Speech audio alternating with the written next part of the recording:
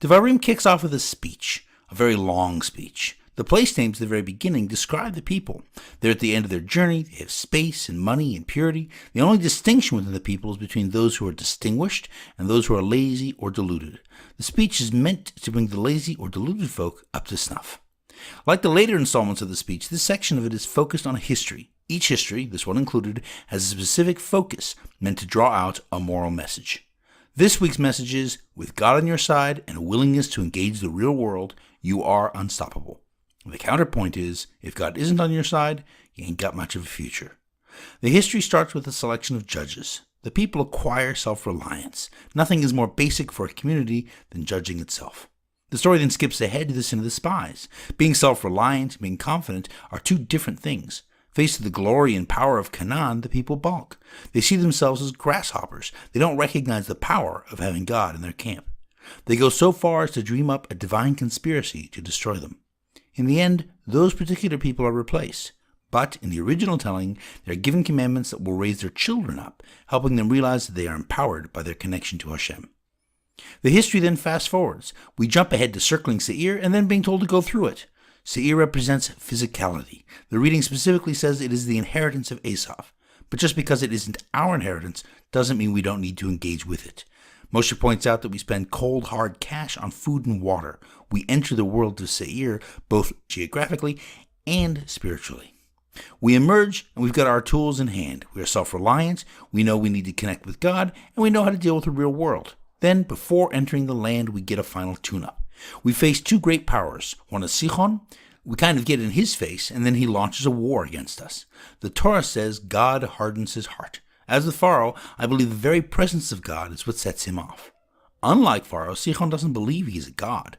His reasoning is different. His city is Cheshbon. It is tied to him in poetry, in verse, in multiple places. He founds it. Cheshbon means calculation. Sichon's problem isn't that God is greater than he is. It is that God exists at all. He and his entire people attack the Jewish people to disprove this theory. But they attack for another reason as well, and it doesn't work out so good for them. The second guy is Og, Melech HaBashan, the king of Bashan. The Jewish people go out of their way to get into his face. It seems unnecessary. The people are right across the Jordan. They could just cross into Canaan, but instead they divert themselves to the north towards what is now the Golan and encourage Og, Melech HaBashan, the king of that region, to attack them. But Og's problem is very different from Sichon's. As the Torah makes clear, he is the last of his kind. His people used to be populous, and they were big, like giants. So what happened to these people? In Bereshit, Kedar Laomer goes on a warpath on innocent third parties. Avraham doesn't intercede, even though it is clear later on that he can. He ends up defeating Kedar Laomer. One of the third parties is the Horim, mentioned here, and they just vanish. They are replaced by Moab and Ammon. The second is Amalek. Amalek never forgives Avraham for not interceding, and they suffer the least of the people Kedar Laomer attacks. They lose their farmlands, and they become raiders. Their memory of this loss and their resentment towards Avraham is what preserves their hatred for us, which is why we have to destroy specifically their memory, their ability to remember. The third is the Emori, Sichon's people. This is probably a major contributing reason for their assault on the Jewish people. They too bear a grudge, one that is turbocharged by the whole Cheshbon calculation thing. The final group is the Rephaim, Og's people. They are almost all destroyed by Kedar Laomer. At the time, they were split into three groups: the Rephaim, or healers, in a place literally called richness of radiance; the Zuzim, or doorposts, in a place called agitation; and the Amim, or terrorists, in a place called dedicated happening. To me, this is three reactions to being almost extinct. One reaction is to be huge contributors to the world around you, so people will like you. The second is to be worried and kind of a pass-through people, hoping others don't notice you or pay too much attention. And the third is to violently threaten those around you. But afterwards, the three groups consolidate. The Zuzim become the Zamzumim, suggesting loathing, plotting, or lust, and the Rephaim are no longer a place called richness of radiance, but a place called Edrei. And Adar is a cloak or a shroud. In the Song of the Sea, God's hand is Nedarei Bakoach. It is wrapped in power. Esau has an Adar of hair, but Edrei ends with another letter, an Ayin. It ends with the word Ra, for evil. Og's Rephaim are cloaked in a richness of evil. Being nice didn't help them, so now they're mean. Og is an iron bed. Iron is connected to violence. In the laws of manslaughter, death by iron, presumed intent to kill.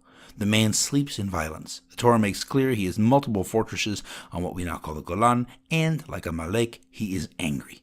I get the image of an iron curtain.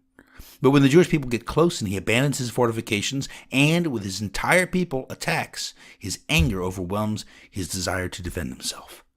So what kind of person was he? Why was he going extinct? We get a hint from his bed. It was 9 cubits long and 4 cubits wide by his cubit. A cubit, or amah, is the length of a forearm. The dude has short forearms. Reaching into the human records, we can see he had the dimensions of a Neanderthal. Whether or not he was a Neanderthal, he was a committed enemy harboring an ancient resentment, and there was going to be war one way or another.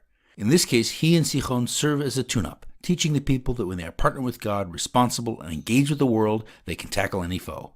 There is, of course, a counterpoint. If we abandon the tenets, then we can be overwhelmed just as the mighty Sichon and Og were by us.